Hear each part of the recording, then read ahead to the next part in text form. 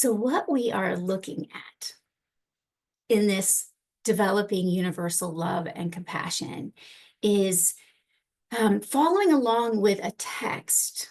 There's a practice of mind training called like 7 points of mind training. So with 7 points, we're going to try to develop, we're going to strive to, to open our heart and little by little make our love more unconditional and lessen our attachment. So that eventually what happens is naturally doing this process, and it's switching around how we normally think of things is what it does. When we talk about training our mind, we're trying practices to do the opposite in many ways of what we normally do.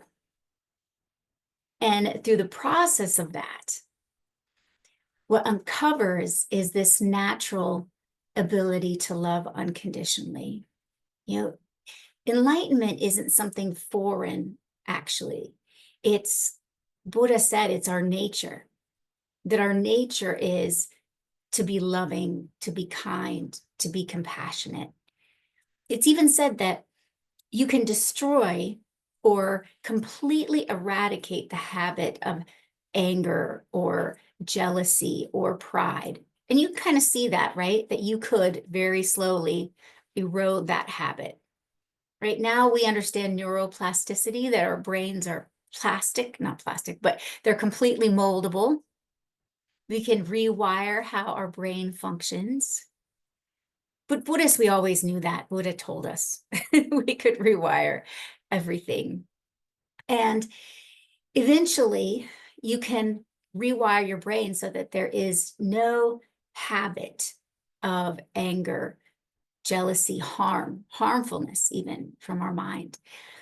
But you can never, ever get rid of the tendency of love and compassion. That's so deeply rooted in us. It will never be eradicated, right? If a mother has a baby, what happens? Instant love for that baby, instant compassion. It just happens naturally. And so in this way, you can see, I think, logically, that our nature is love and compassion. Buddha described our nature as like a diamond that's laying in the dirt so that we can't even really see that it's a diamond because it's all encrusted also by dirt and grime. So imagine the biggest diamond in the world is your nature. What is the biggest diamond in the world? It's big, right? It must be quite big, like a big diamond, a big yellow diamond or something. I don't even know how big the biggest diamond is, but it's big, I'm sure. But that would be your nature. Your personal nature is that, this diamond. And it's slightly encrusted, right, by attachment, by anxiety, by pride, by fear, by loneliness, whatever those things are. And that obscures the fact that it's a diamond, but it never changes our true nature.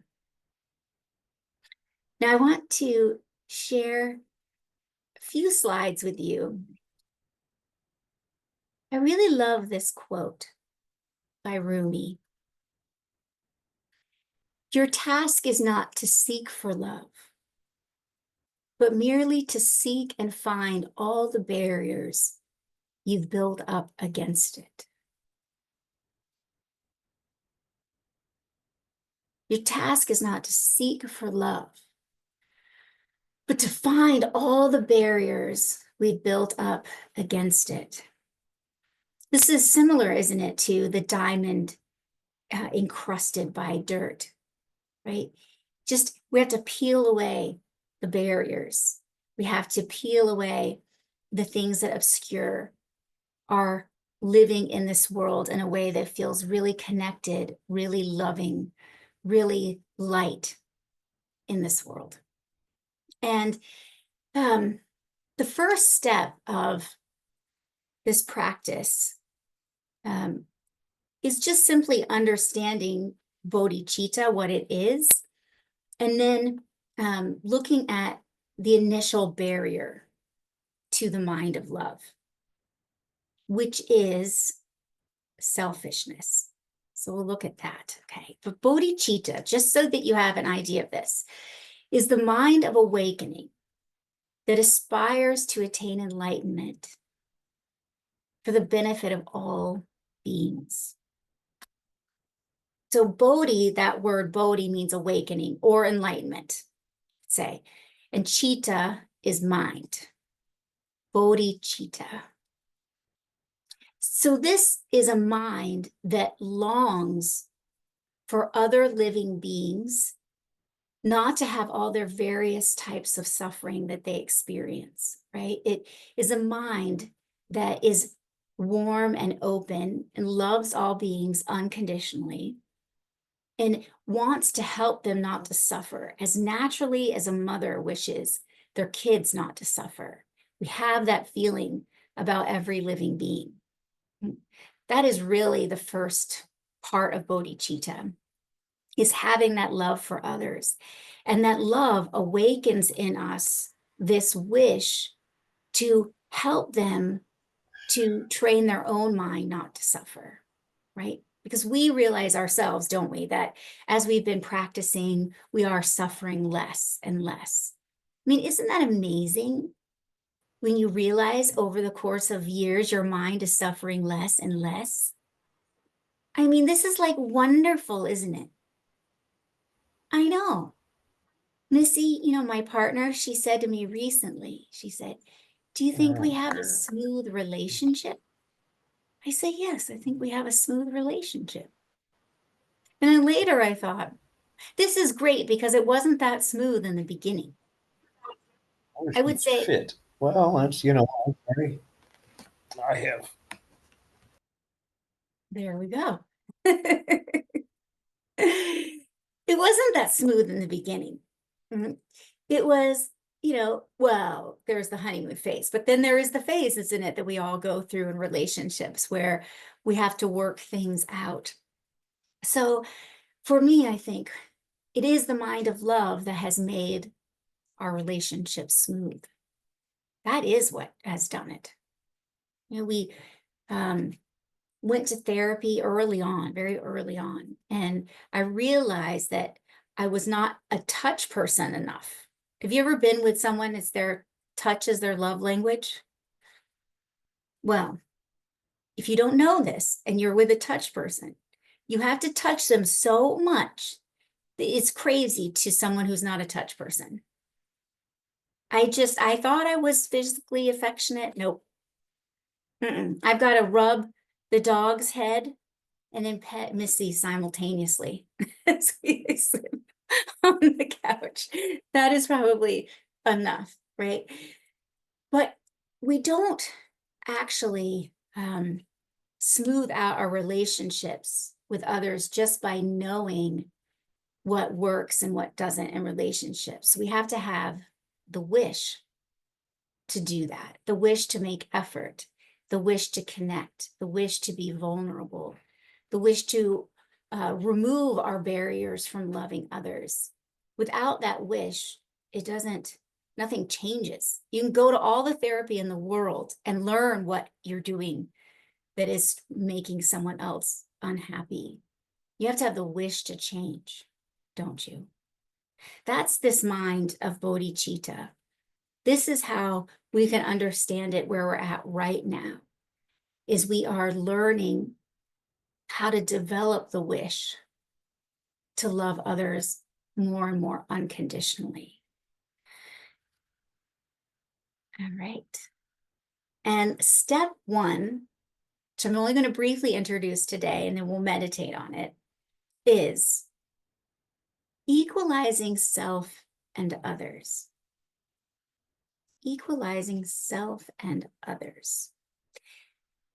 Now, equalizing means that in the very beginning, we're only going to try to feel as if we and other people are equally important. Now that sounds reasonable, doesn't it? Does it sound reasonable? You are only equally as important as everyone else. Yeah, but this is really the opposite of how we function. This is the opposite. We actually feel like, if you check right now, we feel like we are the most important being in the world, don't we? I mean, just check it out right now. I mean, you are feeling probably like the main character, right? We feel like we're the main character in this novella. Maybe it's a telenovela because it does get crazy sometimes, right? We feel like we are the most important being in the whole universe. We do, we really do. And it causes us so many problems because there are billions of other humans also thinking they are the most important. And my dog thinks she's the most important. And that bear that was caught foraging around in my neighborhood last night. I can't even believe we have a bear now in the neighborhood. Missy said we might have to feed that bear. No, I'm not going to admit or deny anything. We probably won't, but I'm not going to say I don't know. But that bear thinks it's the most important being in the universe, too, right? It thinks, man, I don't have anything to eat, so I'm going to go through their garbage and I'm going to rip up their garbage can. And then that person gets really mad when they tear up the garbage can. But humans, right, have encroached on their habitat so they don't have enough food. That's what's really happened. You know, so we kind of unconsciously, and even part of a system in this world, systemic selfishness is really what it is. And every problem that we have comes from this mind of selfishness. And every problem in the world comes from this mind of selfishness. All of them. I mean, isn't that crazy to think? But if you really look at it logically, in your own experience, you'll see that the problems that we experience are from thinking that we are the most important and others are less important. And because of that, we don't make an effort to empathize with them and really try to understand where they're coming from. When we try to understand where they're coming from and wish them happiness, our problems start to seem to be less important. As soon as the mind of understanding and empathy and compassion arises and we feel connected, our problems feel less. So part of this mind training, which is called Lojong, is developing a mind that is very, very strong, that is so resilient, that can actually transform our challenges into the spiritual path so that we're making progress all the time. Because we have lots of challenges that arise. And so if we're able to transform those into the spiritual path, we make really quick progress. The 7-point training the mind, it includes developing universal love and compassion, ultimate or bodhicitta, and then we go back to emptiness. I know all roads lead there. So we study emptiness, and we also work on training our mind to be very strong and resilient. And it's the whole path of this 7-point training the mind, just to give you a roadmap, right? Having this mind that is strong no matter what happens. So I just want to give you a little practice at this, just to see, could it be that the mind of, we call it self-cherishing instead of selfishness, but that's what it really is, right? The mind of selfishness.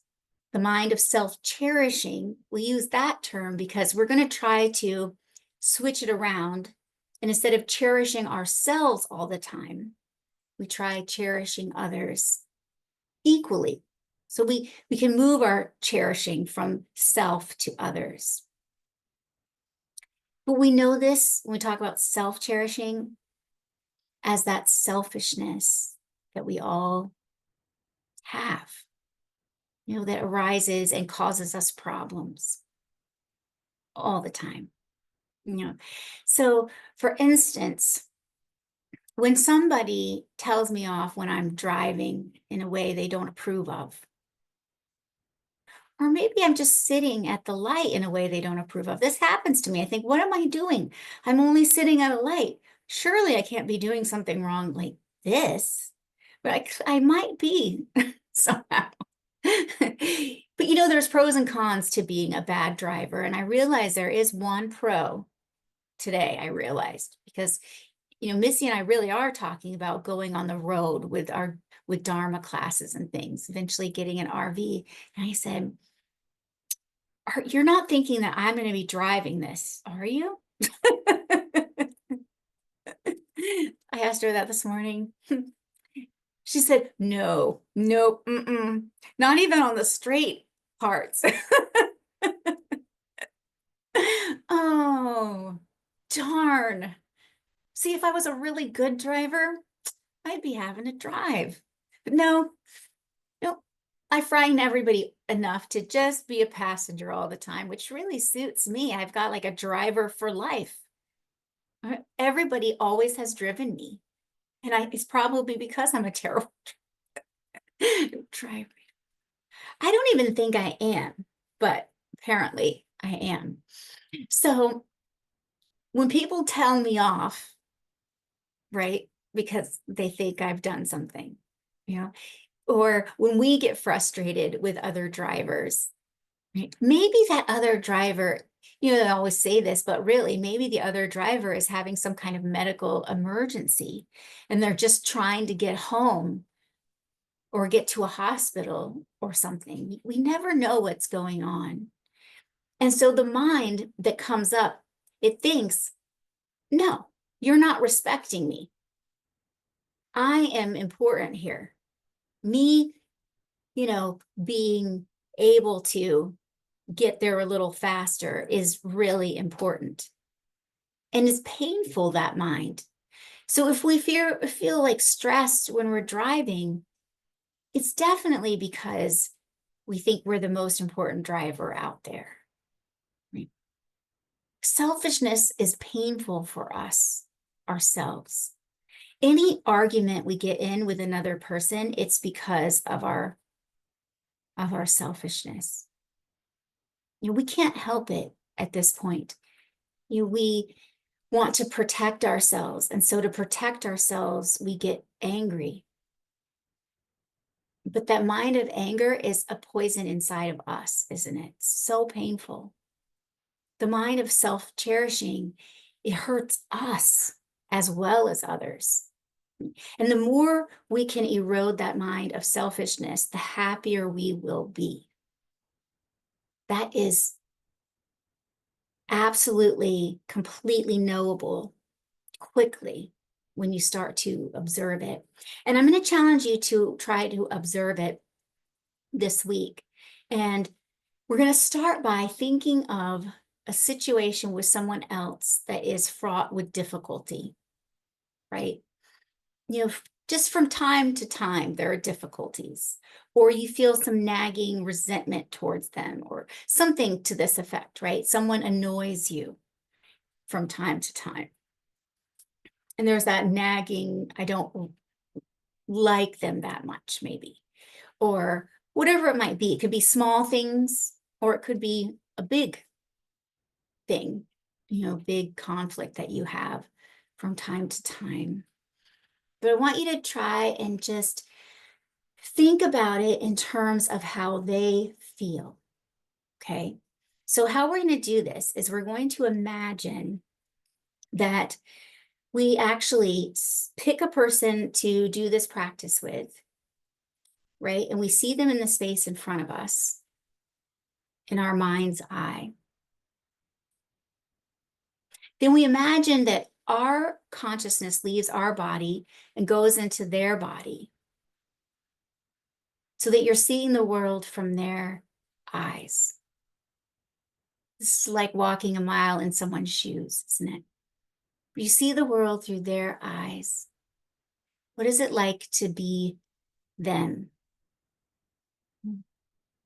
And think too, okay, why is it that I'm suffering as them? Like, what's a day in the life of that person like? And then this is the hard part. See those times of conflict with you through their eyes. I know this is difficult, isn't it? I know. What is it like seeing it through their eyes? And then you return to your own body. And we're going to conclude by just wishing them to have happiness and freedom from suffering. That's the mind of love and compassion. I'm just going to try it out. You may just be practicing. It may be, if you picked a really difficult person for you, it might be just practicing having this mind of love and compassion. So you imagine sending that wish, may you be happy, may you be free of suffering. And you don't feel it right now. Well, that's okay. You're creating the cause to feel it in the future. You're practicing. But maybe you can feel it for that person if you see what they're really going through, right? And, in this process, ideally, we can see from this how our mind of self-cherishing or selfishness is really the culprit. Now, it's not to make us feel guilty. This is all of us. We gather all blame into one for all beings, which is the mind of selfishness. That's to blame, not living beings, not you. You're not to blame. I'm not to blame. We just have this mind of selfishness. But when we conclude the meditation, I want you to end by contemplating whether actually, does this conflict we have come from selfishness? And can I be less selfish? How can I be less selfish? And it concludes with this intention that for the course of this week, we're going to try to be less selfish, at least see what selfishness does in our life. We'll have weeks to work on this, but I just want you to start getting a sense of it, just trying it out. What if I, start observing this mind of selfishness, right? What if with this one person, I try to be less selfish? What would happen? Okay, so are you ready to try this meditation? Okay. So you'll just get comfortable. You can sit on the floor on a cushion if you ever choose to, and turn your camera off and do that. Or you can sit in a chair, whatever you like. But I'm going to guide you in the posture for meditating, and even in the mudra of meditative concentration. So your little hands look like this, I think. So first, check that your back is nice and straight. And your shoulders are dropped and relaxed.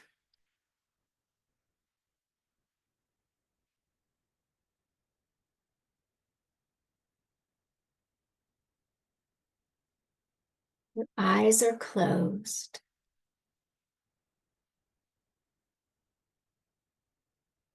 To put your hands in the mudra of concentration,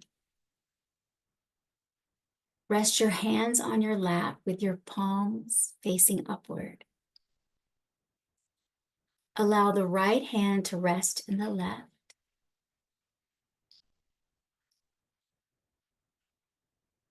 Let your thumbs touch gently, forming a bridge.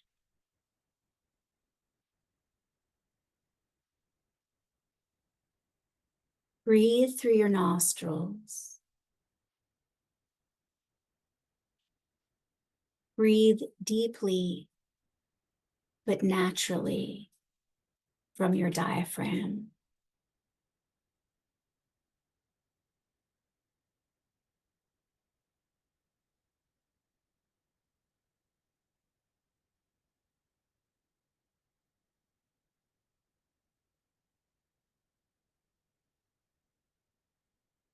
Breathe and relax.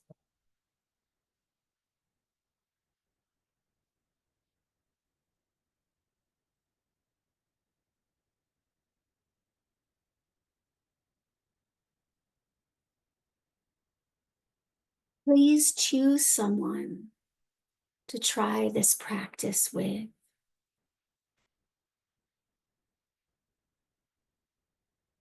Someone you have difficulty with, conflict, or that you find challenging.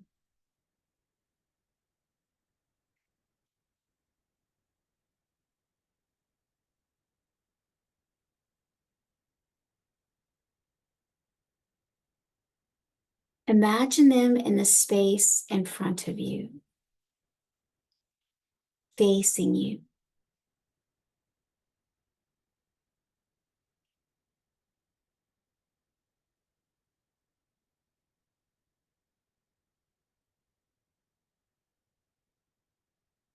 Now imagine that your mind leaves your body and enters into their body.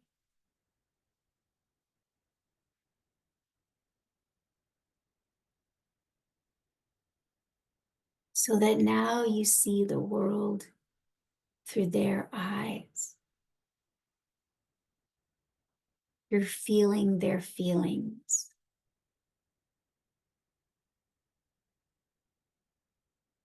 Briefly, imagine you are them.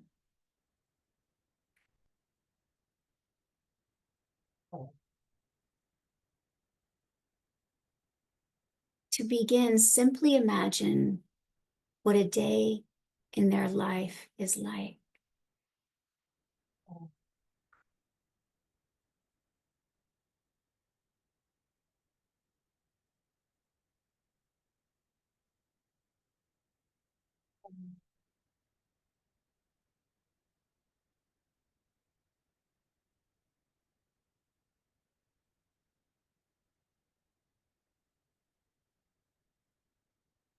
What makes them happy?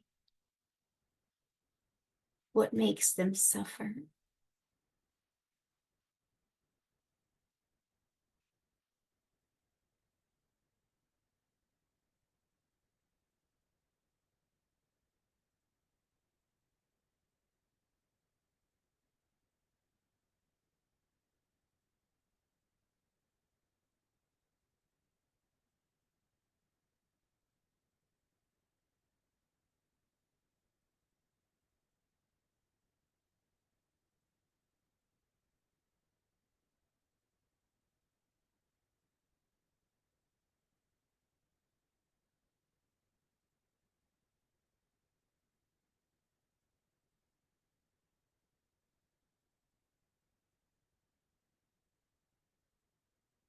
You can recall a time you had some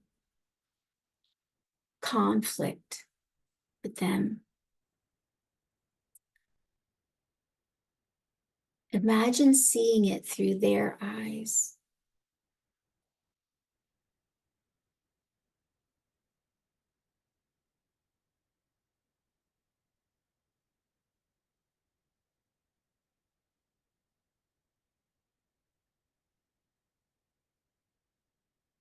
What were they feeling?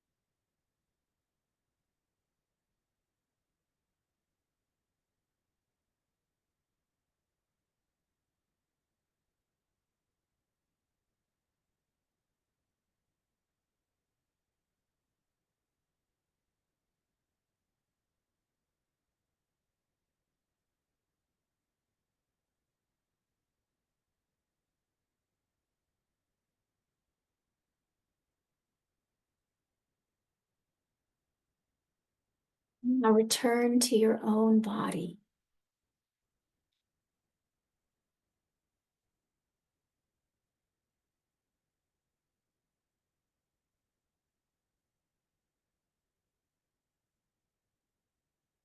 And as you make this wish for them, this wish of love, may you be happy. Try to feel it if you can, or imagine feeling it.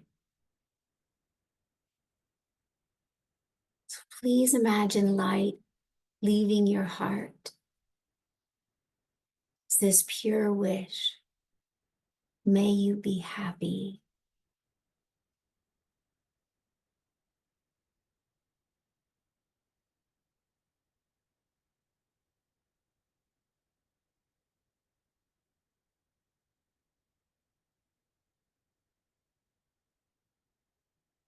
I myself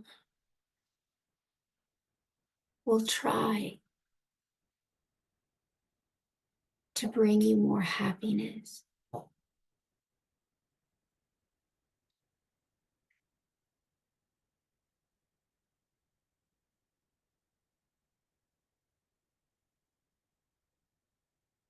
And next, make this wish. May you be free from suffering. May whatever pain you feel be lessened by my prayer.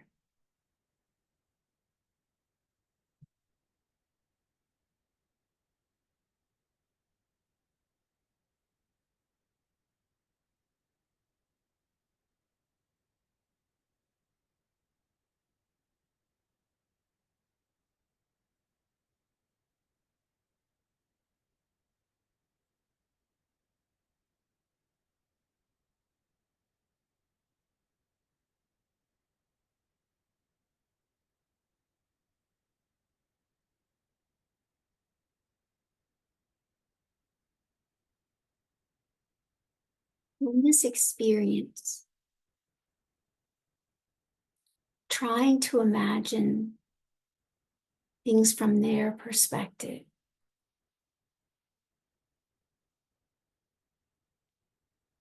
How does your own pain or difficulty in this situation, how does it come from selfishness?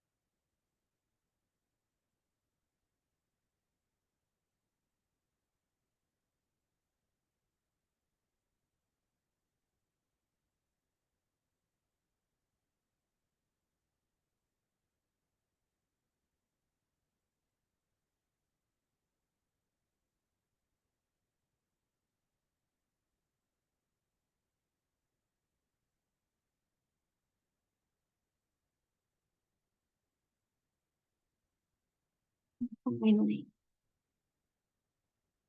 we make a determination for the upcoming week to observe the mind of selfishness.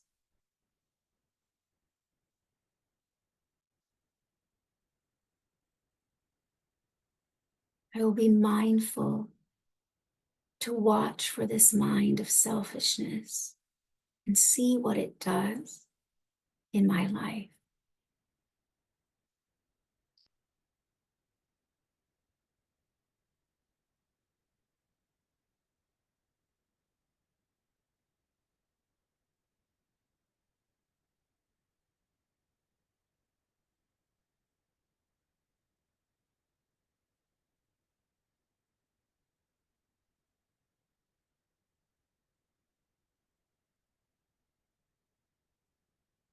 to gently relax your concentration.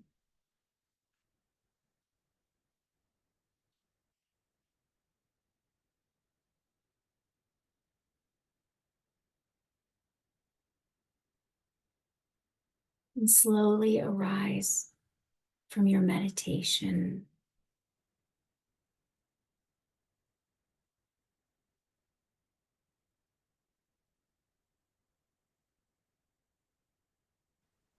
So if you want to, we put our hands together like this. It's a gesture of praying.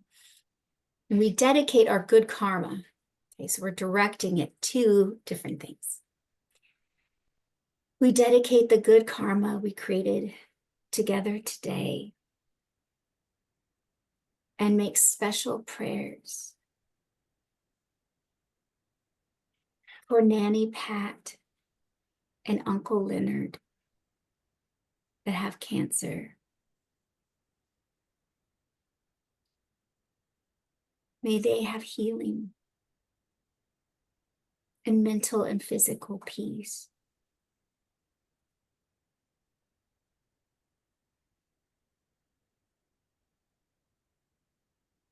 We dedicate for Aunt Jude with severe heart problems. May she have some miraculous recovery and mental peace.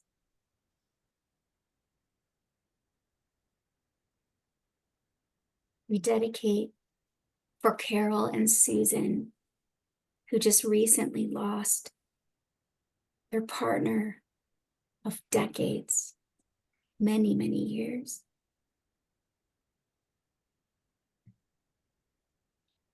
May they have companionship and peace.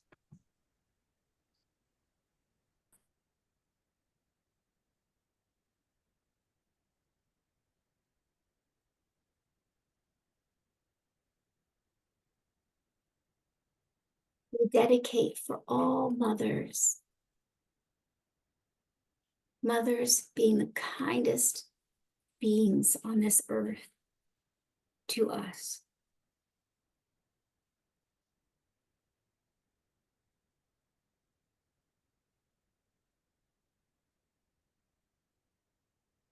We pray for their happiness and freedom from pain and suffering.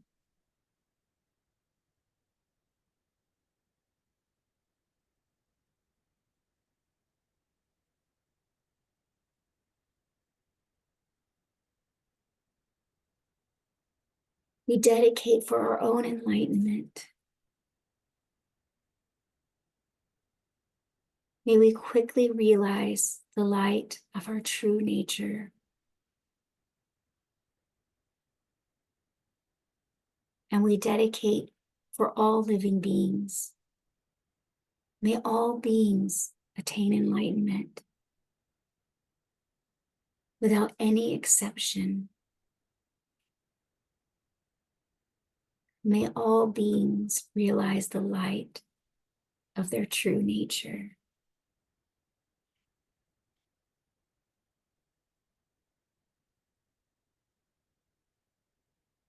Thank you. We are modern day bodhisattvas, living love in the neon lights, spreading hope like stars above us.